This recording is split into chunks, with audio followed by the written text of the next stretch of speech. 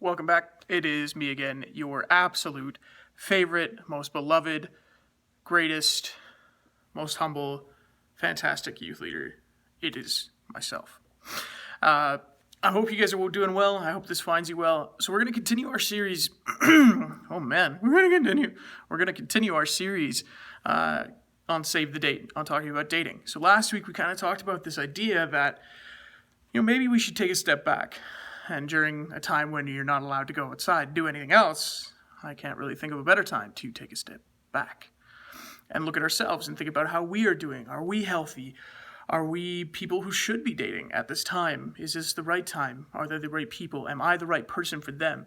Those kinds of questions. And I think it's really important to discuss that and kind of look at, in general, how do I prepare myself and how do I begin to look at dating in a healthy way? Because I think that's what this really boils down to, right? Is that not everyone's going to interact and date the same way, but we are all different people. And so each one of us will date a different way. But how we do that practically and healthily is important. And those kind of principles remain the same, right? Things like, hey, don't have sex before marriage because if you break up with that person, it hurts. And it hurts a lot. That's just a fact, right? There's nothing you can step back away from that, and that's the reason that God put that rule in place. Or, hey, before you start dating someone, how are you?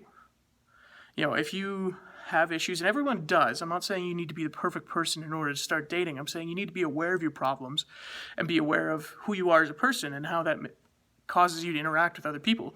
And you can see that in the way that your friendships play out and the way that your relationships with your family play out. So if you constantly are getting frustrated with your siblings because they don't invite you to things or they don't include you and you kind of feel left out all the time, that could happen in a relationship. Maybe they're busy. Maybe they're not talking to you as much. Those kinds of things you will see in your friendships and in your relationship with your family. And if you pay close attention to them and say, okay, this is an issue that I'm facing and this is an issue that is difficult and it hurts. How do I get past it? How do I work through this with those other people and the people that are involved? And again, that sounds like toddler kindergarten discussion points, right? Okay, play nice in the sandbox. Everybody share. Everybody get along. Okay, you need to apologize. No, but these are really important things because the second you start involving a significant other in the process of life, you're going to run into those same issues, right? So for me, I have extreme FOMO. Fear of missing out. It's an acronym. I can't miss things. It drives me insane. And so when people don't talk to me or people don't include me, I'm like, what the heck? I'm fantastic. Why didn't you invite me to this thing? Why aren't you talking to me? Why aren't you spending time? Why aren't you investing time into me? And quite often it feels like I'm putting in more effort or I'm doing more work into this relationship, this friendship, sibling, whatever it is, then I'm getting back, and that starts to frustrate me. That starts to, grow bitterness in my heart, and that starts to actually hurt quite a bit. And it's not because they've done anything wrong. It's not because I've done anything wrong. It's just because of the way I feel and the way that things affect me and the way that actions affect my heart, right? So if all of a sudden I have a girlfriend, and I've done this, unfortunately,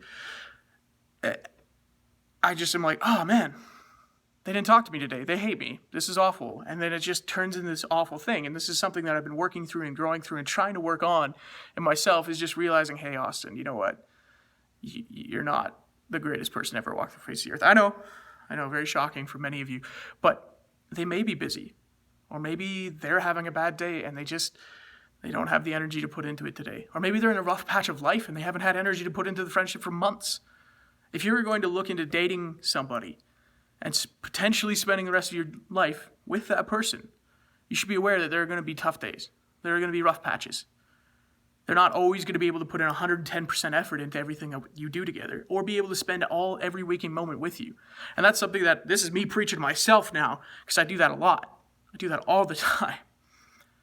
So that being said, that's kind of the bulk of what we've talked about so far. And the kind of idea behind this entire series is, hey, what do I need to look at in myself in order to date well? Because I don't think dating is a bad thing. I think dating is a fantastic thing as long as we remain true to those principles that God has set for us and understand how we behave in a given situation with different people.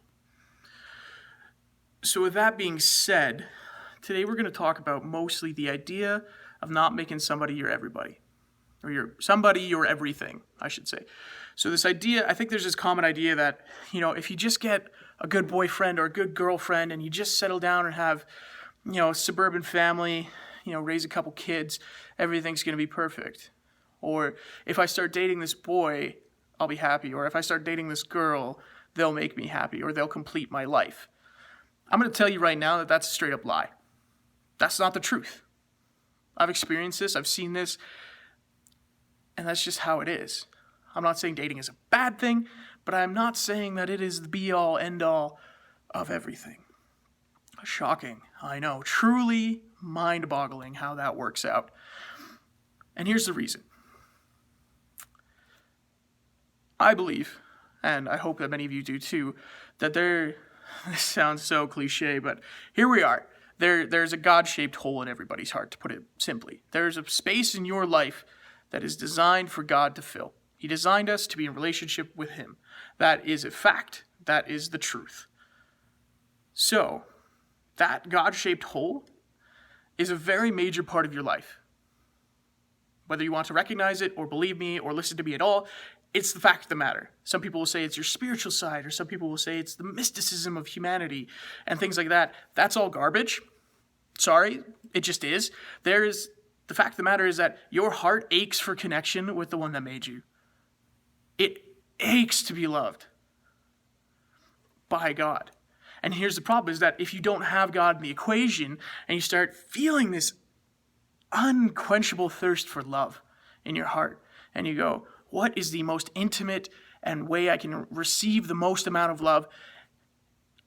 And you'll look to dating. You'll look to somebody else, right? Because we receive love from others. And we've talked about this idea of self-love, and that's a good thing too. But for most of us, we look for love in other people. And that's how we see it, right? So if you don't include God in this equation at all, you go, man, my heart hurts, and I long for this connection and this love, and the quickest and most obvious way that I can receive that is through dating. That's through having a significant other who loves me, who cares about me, who cuddles with me, who gives me physical affection, who I get to spend time with, fill all the love language needs that I have as a person, and it'll be fantastic. This will fix my problems. It won't. I'm sorry. Dating is good, and yes, they'll love you. Hope in a good relationship, clarification, in a good relationship, they will love you, and they'll care about you, and they'll want the best for you. And that's a good thing. That's a great thing. But it is not God. They are not God. And so if you walk into a relationship and think, well, whether or not you're cognizantly, actively thinking about it, if you're feeling these things and you're going, man, I just need to be loved, and I'm not getting it in my family, I'm not getting it at my church, I'm not getting it with my friends, and I need more, I would encourage you, before you start looking at others, to look to God. Because again, this sounds so cliche, and you've probably heard it 1,000 times, but there is a God-shaped hole in your heart. And you need to be aware of that. And the second you start pushing God to the outside, or not letting Him in, or you're not even including Him in that, you're going to start to feel it again. You're going to feel this need to be loved. And I don't think that's a bad thing. All of us need to be loved. You can look at interesting psychological studies of, they would take babies. This is actually terrible. Don't look it up. But I'm going to tell you about it anyways. Don't tell your parents. So what they did is they had a room of babies, 2 rooms of babies. And one, they would give the basic requirements. They give food, water, shelter, warmth, medical attention if they needed it, the basics. That's it. Like, these are newborns. The other room, they would give everything the same, but at the same time also hold them and show them love and give them connection and let their parents come see them and things like that. And the babies in the room where they were not receiving love actually started dying, so they had to stop the experiment. Straight up. So, everyone needs to be loved. It's a basic human need. But if you look for it in someone else, you will not be satisfied. If you look for it in God and you genuinely seek after Him, I guarantee you will be satisfied. So with that being said, again, whether you're aware of it or not, if you feel this ache in your heart to be loved, it's because for whatever reason, you're not feeling the love of God. And that's just the truth of the matter. You may think, wait, Austin, I'm a Christian though. I go to church, or come to the Zoom meeting churches at this point, and I listen to your talks, and I do the worksheets, and I come to a youth group, and I understand God, and He understands me. we're like this, man. We're tight. It's good. I'm just saying that maybe if your heart's hurting a lot and you're, can't really figure out what's going on and you're looking for somebody to love you because you don't feel like you've been loved, you should probably turn to the source of all love and creation and light. And that's God. I don't think that's an outrageous concept. I don't think it's mind-boggling. But the reason I bring this up is because I stated at the beginning, don't make somebody your everything. God is God is meant to be our everything. We are designed so that he can fulfill our needs. He can love us. He can care for us. He can help us. He can strengthen us. He can empower us. And that's amazing and that's beautiful. But if you look to someone else in dating, and again, dating is a good thing. I hope that you guys have vast success and find someone who loves you and cares for you and you can spend the rest of your days with and raise a family, because I think that's amazing. But if you look to somebody else to fulfill the needs that you have that only God can, you're setting it up to fail. Before you even step onto the first date, before you even go to the first movie night, before you do anything, before you hang out, before you add them on Snapchat, you are ruining it before you even get a chance to see that it can be successful. And I'm telling you this, and I'm getting pretty heated and pretty passionate, is because I want you guys to be successful. I want you guys to grow up. I want you to be able to date well and experience it well, because I've experienced it horribly. And this is the reason. This is the biggest reason why, is because I would feel this ache in my heart. I'd be so desperate to be in love, to love them and have them love me. And that dynamic of reciprocal love coming back and forth, and I love them and they love me, and it's this great empowering, and we lift each other up and we help each other out. When I'm down, they pick me up. When they're down, I pick them up. It's great. Everything's great. That is the dynamic in the relationship of God. That is how we can interact with the one who made us. And I guarantee you, he will be much better at reciprocating that love and picking you up and helping you out than anyone else on this earth. So again, we kind of talked about it generally last week. Hey, how are you doing? Are you healthy? Is this the right time? Are they the right person? Are you the right person? Kind of just the basics. But now I'm telling you, if you go into it desperate to be loved, you're actually seeking the love of the Father. And that's a good thing. But if you're looking for the love of the Father, the love of Jesus Christ, who died on a cross for you and beat death, rose again, if you're looking for that love from another human, you won't find it. And I'm sorry, but that's the truth. But that's also the reason that we are Christians. That's the reason for Christianity, is that love is out there. It's immediately available for you at any time, anywhere, any place. That is something that can never be taken away from you. And so I'd encourage you, before you go out dating, before you start looking for love in other places, remember where love comes from, and that's Christ. That is the ultimate example of love. And again, this is not to say that dating is bad. I think it's a good thing. I think you figure it out, with the purpose of, hey, I want to try and date you, see if we're meant to get married, and then if we are, then all the power to you, God bless. Invite me to the wedding. I love weddings. Oh, I love weddings. But before anything, before you step out, before you start dating, before you start hanging out or talking, yeah, see, I'm hip. I know what's going on. I know what the kids talk. Before you do anything, think about this. Am I feeling like I need this relationship? Or am I feeling like I want to explore this relationship? Because it sounds pretty similar, but again, everything that I've talked about up until this point illustrates why there's a big difference between the two.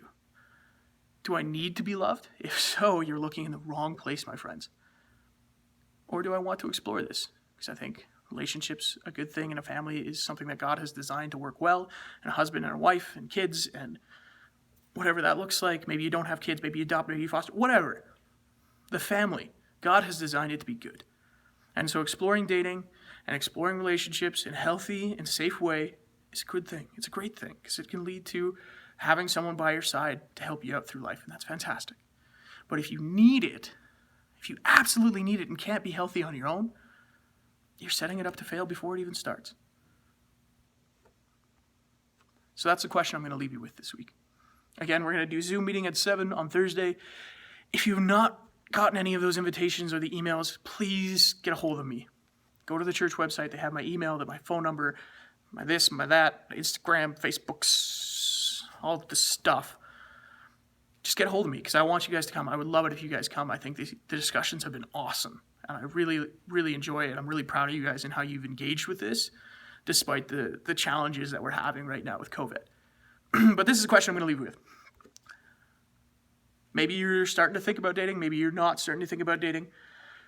But the fact of the matter remains the same, is whether you're kind of in the dating age or dating arena or not quite there yet, or maybe you're just taking a step back, you still need the love of God in your life.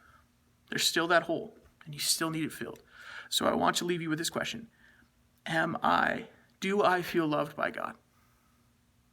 And if not, talk to him about it. Hey, God, life is really hard right now.